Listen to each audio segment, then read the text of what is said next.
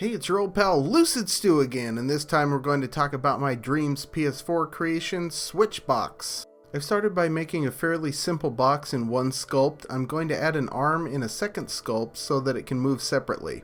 The arm starts off as a filled donut shape for the connection point, to which I am adding a rectangular box. Because I'm working fairly small, it takes a little time to get everything lined up. When I'm done, I have a bit of a raised part, so I add another filled donut shape to cover up the junction, and then extend the rectangular box to give some more clearance for the end of the arm. The end of the arm is comprised of a quarter cylinder. I'm expanding that out a bit, and then I will subtract the inner part to allow proper travel on the arm.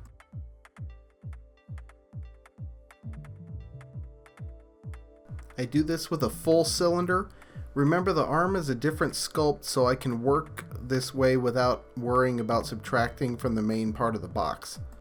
After that's done, I bring in a large rectangular box and subtract away the raised parts. You can see how better planning saves not only in detail but also on time. I could have eliminated 3 edits just by planning that a little bit better.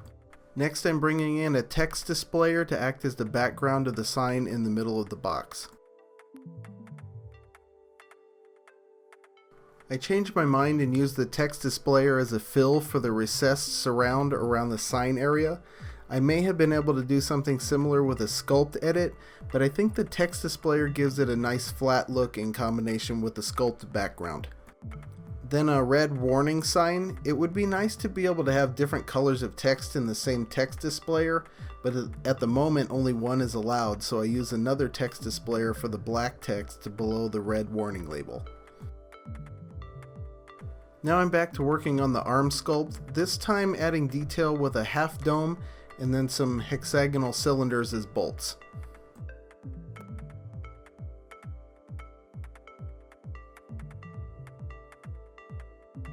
Once I get all that set down, I carve a little space out of the main portion of the arm just to add detail and depth.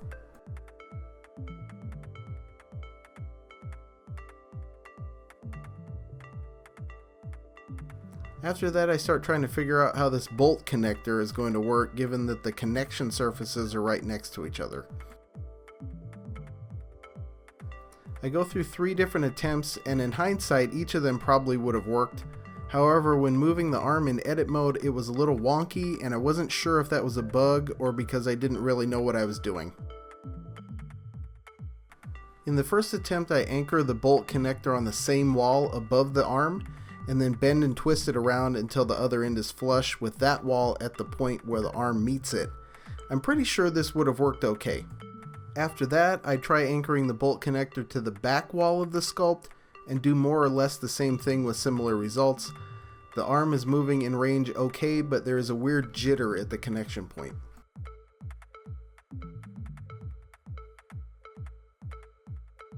The last thing I decided to do is anchor the bolt connect on the opposite wall and then run it all the way through the sculpt to the connection point on the opposite end. This is more pleasing from an organizational standpoint and works the same as the other 2 ways. I decide to see if the jitter is retained in play mode, and it isn't, so I stick with this layout and begin fine-tuning the range. I notice the sculpt is pretty tightly packed, so I go into the sculpture detail tool and bring the detail down a couple of notches. You'll notice it's nearly impossible to tell the difference, but performance is improved. After that, I start spray painting. My general strategy with painting rust is to start with a whitish undercoat. I then start layering on shades of orange in ever-increasing opacity. Occasionally I go back and add a lighter color to build up contrast so the oranges stand out more. Right here I'm messing with the end of the handle because I wanted it to look like worn red paint. Here you can see I'm going back in and adding shades of orange to some of the detail areas where I feel like rust would build up.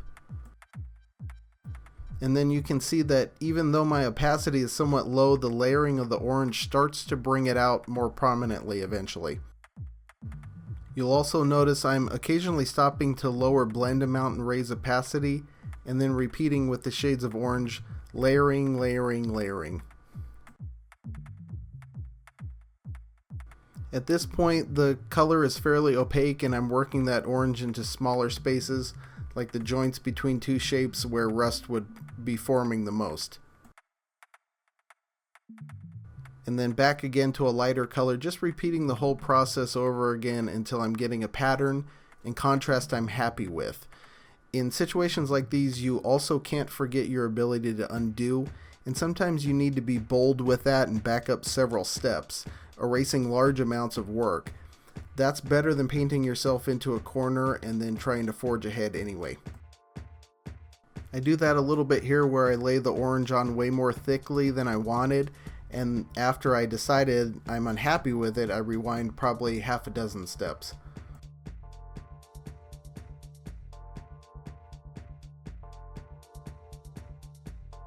That gets me to a better place and I'm able to proceed from there. At this point, I'm satisfied with the look of the arm and move on to the box itself. I'm working with three main colors in this theme: an off-white that works as a base color for many things, different oranges for rust, and then green as an all-purpose old industrial machinery paint color. Real quick, I'm using a slightly blue-gray as a metallic color and touching up the keyhole and sign area to get rid of unwanted green. And then using the same color, going along edges and creating wear marks where it seems like they would be. I clear out this indentation.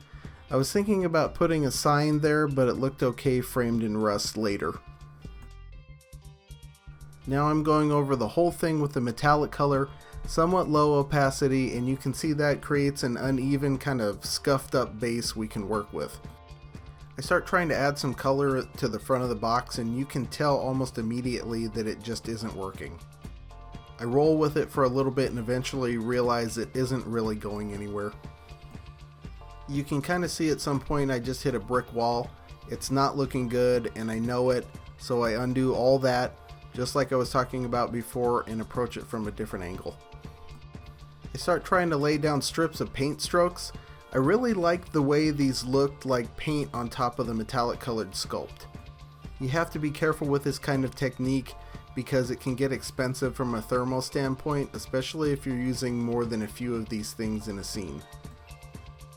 At some point I realized that the interaction between the sculpt and the paint strokes was causing some artifacting as the camera moves away from and toward the object that I found undesirable. As a result, I abandon the idea and try another angle. Sometime within the last few seconds there, I increased the metalness of the box sculpt. And then I decide I don't like that and basically put it back to where I had it before. Right now I'm really just reaching and trying to grab onto something that will work. I think I was a bit lost at this point. Finally, I go into the inner properties of the sculpt and change the color to the color I was trying to get from the paint strokes, and this gives me the mottled appearance I was getting from the strokes that I liked without the artifacts.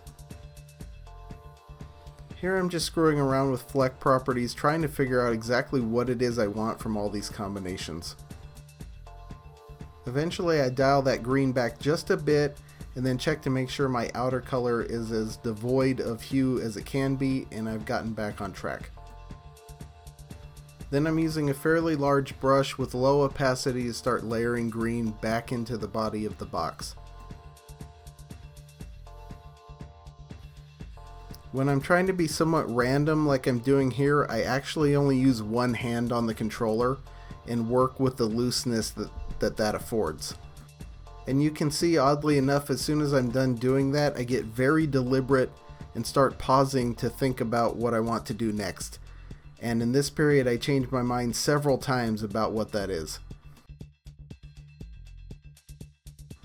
So if you get to a point in your art where you feel like you're not sure what to do next, or you're not a big fan of what you're doing, the first thing you shouldn't do is assume that that is happening because you're not any good at art, or you can't be good at art. Sometimes you get where you want to be by backing up and trying new things. Sometimes this presents a good time to step away for a bit and let your mind collect itself around the idea. Sometimes when you give yourself just a slightly different perspective and time, like by taking a break for a day, you can see things that weren't apparent the first time around, and that gives you a path forward. When I was rambling just now, I added a little rust to that indented area like I was talking about earlier. And I'm still in the process of layering in green with low opacity. This section is somewhat slow going. You'll see me back up and trying again a few times. Eventually I'm finding patterns I'm happy with. This is the nice thing about undoing dreams. If you're driven but for some reason it just isn't coming together, you can attack and retreat over and over until you get something that you can live with. Right about this point I get sick of green and switch over to gray to try to create some contrast in the more metallic colored areas. Just going in and touching up areas that are already gray to differentiate them more from the green I just laid down.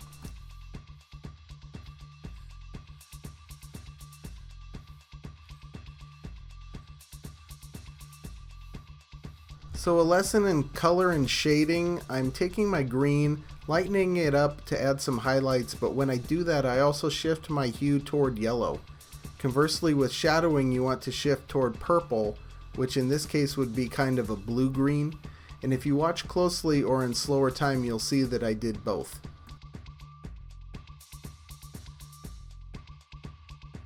Not only does this look more natural, but it's also a great way of adding color to an object.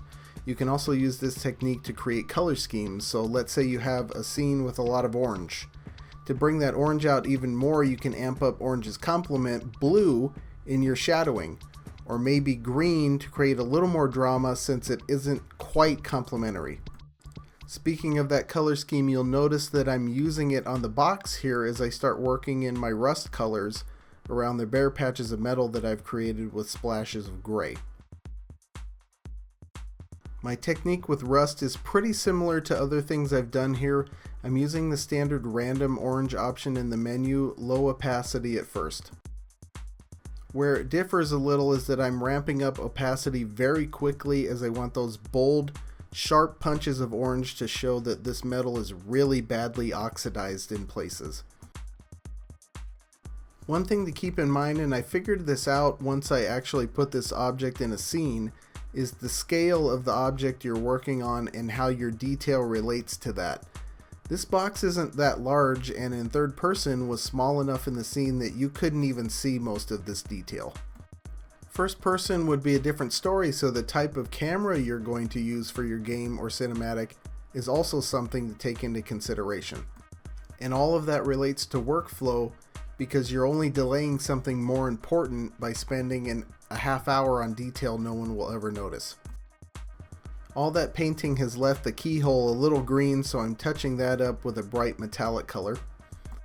Then I'm shifting back to a darker bluer green. This time opacity is a little higher, and I'm filling in parts of the body, creating and emphasizing contrast both with the metallic spots but also the rusty ones. You can see particularly in this work on the top portion how far that concept can take you towards something with more visual interest. And then on the side, notice how that darkening really makes that rusty arm stand out.